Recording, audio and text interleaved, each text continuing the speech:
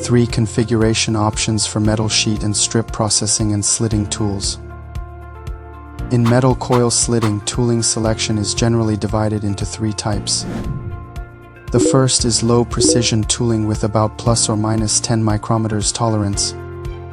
It relies on plastic shims for repeated adjustment, causing complex operation, cumulative errors, reduced accuracy, and material and time waste, making it unsuitable for modern CNC production.